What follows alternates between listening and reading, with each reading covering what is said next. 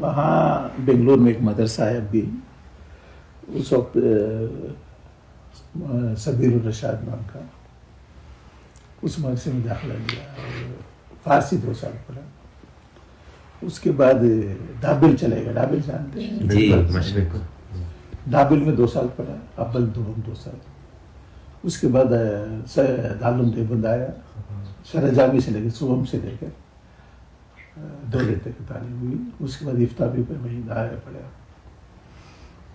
1974 سمجھے نا. 74 میں تو دورہ کیا. 75 میں افتاح کیا دارالعلوم.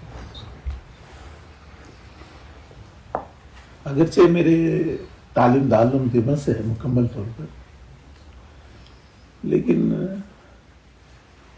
مجھے شرح جامی کے سال میں ایک طالب علم جو ہمارے تمل کے تھے, اس نے کہا کہ میں تمہیں جلال آباد کو جانتے ہیں کیا؟ تمہیں جلال آباد کو جانتے ہیں کیا؟ پوچھا بچہ.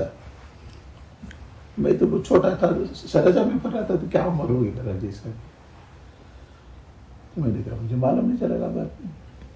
اس نے کہا چلیں گے کیا جلال آباد؟ میں ایک بزرگ ہے وہاں, ملیں گے کیا؟ ایسا ٹھیک ہے چلیں گے کیا, ملیں گے. میں جانتا تھا خالی سہارنپور کو جانتا تھا, سہارنپور میں حضرت زکریا مولانا کو جانتا تھا, اور کسی کو جانتا ہی نہیں. تو میں نے کہا ٹھیک ہے چلیں گے جلال آباد چلیں گے. تو ہم دونوں مل کے جلال آباد گئے. جلال آباد میں حضرت کہاں پہنچے,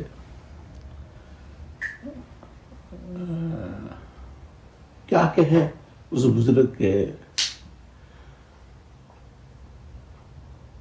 جو لے کر گیا تھا حضرت اس کی طرف متوجہ ہوئے نہیں, اسے دیکھے نہیں ٹھیک سے. حضرت ایک دم سے میری طرف متوجہ ہوئے, اتنا پیار محبت سے پیش آئے, اور مجھے بولنا پڑا کہ بھئی رمضان میں آپ کے یہاں قیام کرنے کی اجازت چاہتا ہوں. اس میں لفظ رمضان بولنے کے بدلے میں آخری عشرہ بول دیا. حضرت نے پیار محبت سے پوچھا کہ آخری عشرہ کیوں؟ انہیں مطلب کہ رمضان شروع میں آ جاتے ہیں, آخری عشرہ کی قید کیا ہے؟ اتنے پیار محبت سے پیش آئے کہ میں اسی دن سے, اسی لمحے سے, اسی سیکنڈ سے حضرت کا دیوانہ ہو گیا. ٹھیک ہے, بات ہوئی, آ گیا.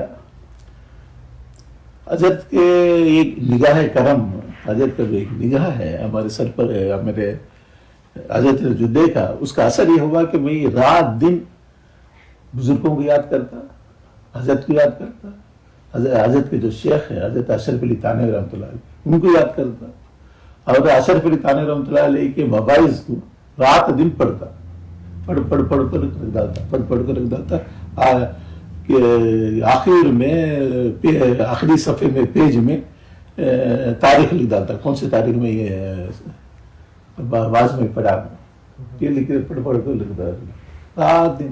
رمضان آیا, پھر کچھ حضور کی وجہ سے میں جلال آباد نہیں جا سکا. اللہ کے رحم کرم ہے, اس کا احسان ہے. دل میں ان بزرگوں کے جو اصول ضوابط ہیں, وہ اصول ضوابط میرے دل میں آتے رہے, تو اس وجہ سے ہر کام ان بزرگوں کے اصول ضوابط کے مطابق کرنے کا موقع ہوا. تو بار بار یہ اصول ضوابط آیا کہ کچھ دکانوں میں کچھ قرض وغیرہ باقی ہے, ان معاملات صاف کرے بغیر, معاملات ٹھیک کرے بغیر کیسا شیخ کے پاس جائیں گے, کیا حاصل کریں گے. تو میں رمضان میں جو کچھ گھر سے پیسہ آیا سب یہ نا دکانوں کو ادا کرنے میں رہ گیا. رمضان میں جا سکے حضرت کے پاس. اس کے بعد والا سال شرح وقایہ کا سال تھا, تو بقرعید میں چلے گیا. بقرعید کی جیسی چھٹی ہوئی سیدھا چلے گیا جلال آباد. پوری بقرعید 10 دن حضرت کے یہاں گزار کے آ گیا. لیکن میں چھوٹا تھا, عمر میں کافی چھوٹا تھا. حضرت اس کا بھی حضرت کو خیال تھا شاید. حضرت کہتے تھے کہ اچھا جاؤ مطالعہ کرو, جاؤ. یعنی حضرت مجھے نا جب بھی جاتا حضرت کی خدمت میں حضرت یہ کہتے تھے جاؤ جاؤ مطالعہ کرو جاؤ. تو میں آ کر حضرت کی مسجد میں بیٹھ جاتا, کوئی نہ کوئی کتاب مطالعہ. مواعظ ہیں حضرت ثانیہ رحمۃ اللہ علیہ کے مواعظ ہیں, خود حضرت کے بھی چھوٹے موٹے مواعظ تھے, ذکر الہی اور ذکر نبی, ایسا کچھ چھوٹے چھوٹے مواعظ تھے حضرت جلال آباد حضرت کے.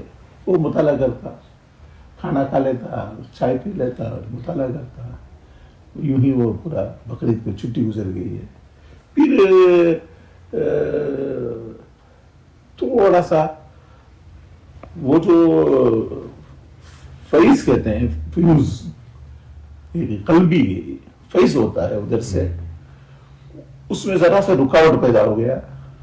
کچھ رکاوٹ جیسے پیدا ہوا وہ مطالعہ کرنا چھوٹ گیا. حالات, دل کے حالات جیسے نہیں رہے جیسا رہنا چاہیے تھا. پھر جلالین کے ساتھ میں پھر ہوش آیا. پھر میں نے سوچا کہ یہ بربادی کی زندگی ہمیں گزارنا نہیں ہے, بلکہ ہماری زندگی اگر صحیح گزارنا ہے تو پہلے بزرگوں سے تعلق پیدا کرنا, ان سے اصلاحی تعلق پیدا کرنا, ان کے کہے ہوئے اصلاحی جو بھی ہمیں حکم دیا جاتا ہے اصلاحی تعلق معاملے, اس پر عمل کرنا. تب جا کر ہم کچھ تو کامیاب ہو سکتے ہیں زندگی میں, نہ کامیابی نہیں.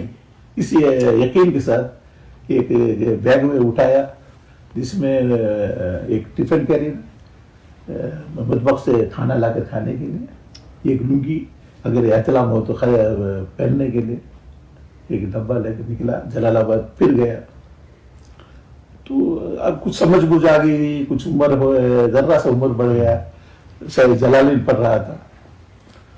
وہاں پہنچ کر وہاں جو ایک مولانا عبدالسلام صاحب تھے جو حضرت کے آنے والے مہمانوں کی خدمت کرتے تھے, مولانا عبدالسلام صاحب. مولانا عبدالسلام صاحب سے میں نے کہا کہ میں حضرت سے ملنے کے لیے آیا ہوں. تو لے کر گئے مجھے, بعد المغرب تھا, وقت تھا, حضرت کے گھر میں لے جا کر مجھے چھوڑا. انہوں نے حضرت کی خدمت میں جا کر بیٹھ گیا.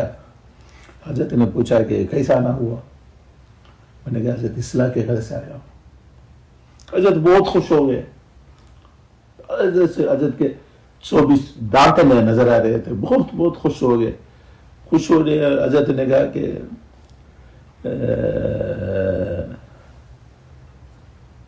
یہ تکلف برطرف بول کر حضرت نے اشعار پڑھی. مجھے پورا اشعار یاد نہیں.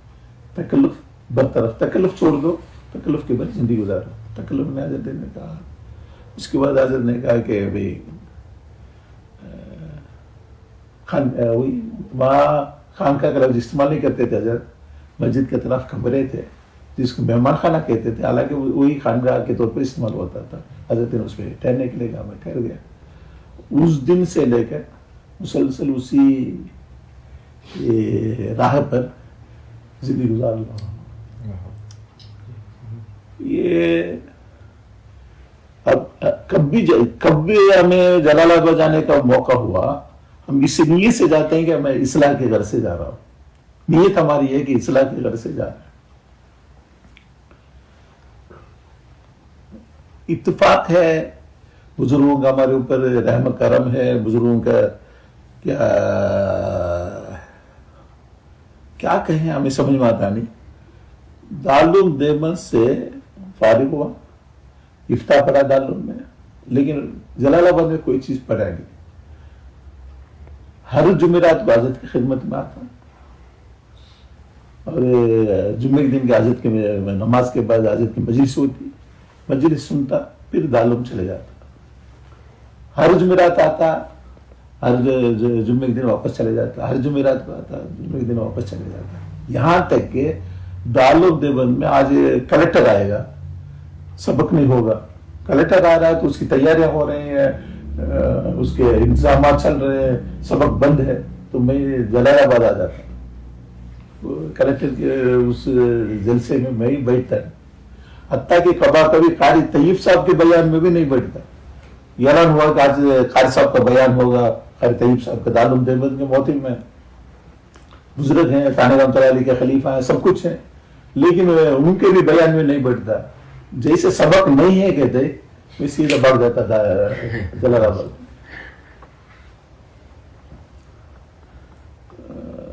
یہاں تک کہ رمضان آیا, میں نے حضرت کو خط لکھا رمضان میں قیام کے سلسلے میں. حضرت نے کہا کہ آئندہ میرے سے قیام کے سلسلے میں اجازت مانگنے کی ضرورت نہیں. اس کے بعد آج تک پھر اجازت مانگنا ہی چھوڑ دیا. یعنی جو بھی سیما یہ بقرعید کی چھٹی ہے, سالانہ چھٹی ہے, رمضان کی چھٹی ہے, کون سے چھٹی کیا چھٹی رہتی, میں سے اپنا سیدھا جلال آباد بھرتا, دیوبند سے جلال آباد چل جاتا. لیکن پڑھائی جائے دیوبند میں, اور حضرت سے تعلق جو بھی ہے جیسا بھی ہے. خدا کا شکر ہے آپ سب نوجوان ہیں, جب سے حضرت سے تعلق ہوا اس کے بعد وطن ہی نہیں گیا. نہ ماں یاد آئی, نہ بہنیں یاد آئے, نہ بھائی آئے, کوئی یاد آئے. میں حضرت کا ہو کر رہ گیا. اللہ رسول کے بعد حضرت, اس کا کوئی چیز معلوم نہیں. دنیا میں کیا چیز ہوتا ہے معلوم نہیں. وطن ہی نہیں گیا. 4-5 سال یعنی فارغ ہونے تک بھی نہیں گیا, بلکہ آئندہ جانے کا ارادہ بھی نہیں تھا. یہیں جلال آباد میں کچھ خدمت کرتے ہوئے مسجد میں جھاڑو دے دیں گے, استنجا خانہ دھو دیں گے, کچھ خدمت کر لیں گے, اور یہیں زندگی گزار کے ہی قبر کے چلے جائیں گے, اسی ارادے کے ساتھ تھا. لیکن خدا کا کچھ اور منظور تھا. تو جلال آباد میں افتاح پڑھنے کے بعد 1 سال حضرت کے یہاں رہ گیا, 1 پورا سال خانقاہ میں. تو وہ رجب کے مہینے میں حضرت کچھ ساؤتھ افریقہ یا لندن کا سفر تھا. حضرت نے بلا کر یوں کہا کہ میں سفر میں جا رہا ہوں, میرے چلے جانے کے بعد تمہیں وطن چلے جانا. حضرت نے وطن بھیج دیا, تو وطن آ گیا. تو جب وطن آ گیا تو پھر شادی حج کو گیا, آتے سیدھا حج کو چلے گیا. حج سے واپس آتے شادی ہوئی, پھر پڑھانے بیٹھ گیا.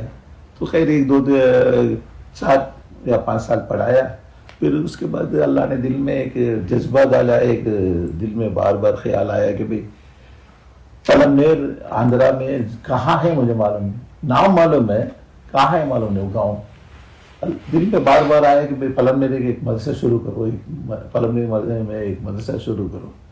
اتنی بار آیا, مجبور میں اپنا دل کے ہاتھوں مجبور ہوا, اور وہاں جا کر زمین ڈھونڈنا شروع کیا, اور زمین مل گئی. پھر مدرسہ شروع کیا, مدرسہ چل رہا 42 ایئرس سے چل رہا. اور پورے ساؤتھ انڈیا کا سب سے بڑا مدرسہ تھا. تقریباً 650 بچے پڑھتے ہیں. اب لاک ڈاؤن میں ذرا بچے کم ہو گئے, آدھے سے کم. ابھی پھر تقریباً 300-400 بچے پڑھ رہے ہیں. اور میں کیا کہوں,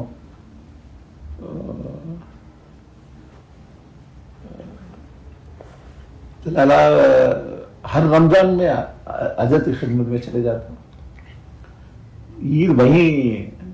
عید وہیں گزارتا, گھر میں نہیں. نہ بیوی بچوں کے ساتھ عید گزارنے کھانے پینے کے کوئی شوق نہیں. حضرت کو چھوڑ کر آ سکتے نہیں, اس لیے حضرت کے پاس رہ کر عید ختم ہونے کے بعد 2 دن کے بعد پھر حضرت سے اجازت لے کر وطن آتا. ایسا سلسلہ جاری رہا. 92 میں رمضان میں دل اندر سے کہنے لگا کہ بھئی حضرت کا شاید آخری وقت آ گیا ہے. دل اندر سے کہنے لگا کہ شاید حضرت کا آخری وقت آ گیا ہے. تو میں عید ختم کر کے وطن گیا. پھر دل مانا نہیں, پھر بقرعید میں پھر آ گیا حضرت کی خدمت میں. پھر بقرعید کی چھٹی کو وہی گزارا. حضرت کا وصال ہوا اسی سال, اس میں ربیع الاول. ہمیں جو حضرت کی خدمت میں رہتے ہوئے ہم نے جو سیکھا ہے, لمبے چوڑے کیا کہیں. حضرت نے مجھے یہ فرمایا, کسی سے بات کرنا ہے, حضرت سے تعلقات کے بعد سے پوری زندگی وہاں دیوبند میں رہتے ہوئے کسی بھی نہ استادوں سے نہ کسی طالب علم سے کسی سے کبھی بھی بات ہی نہیں کی. صرف سلام. سامنے کوئی آئے تو سلام, کمرے کے اندر داخل ہوئے تو سلام, کمرے سے باہر نکلے تو سلام. سلام کے علاوہ کسی سے کوئی خیری تک نہیں پوچھا. نہ وطن میں گیا, نہ کسی سے ملنے گیا, نہ وہاں دیوبند میں نہ کسی سے کوئی بات چیت. حتیٰ کہ استادوں سے بھی بات چیت. بہت ہی عزت کرتا ہوں یا احترام کرتا ہوں, استاد کے سبق غور سے سنتا ہوں, بہترین نمبر ہے 100 کو 100. اس زمانے 50 کو 50 سے 100 کو 100 نمبر لاتا ہوں, سب کچھ ہے. لیکن حضرت کو چھوڑ کے کسی غیر سے ملنے کے لیے جاتا بھی نہیں, آتا بھی نہیں. بہرحال حضرت جیسے جیسے حکم دیتے رہے, جیسے جیسے حضرت احکامات رہے, الحمدللہ ثم الحمدللہ عمل کرتا رہ گیا. اور داڑھی بھی ٹھیک سے نہیں نکلی تھی.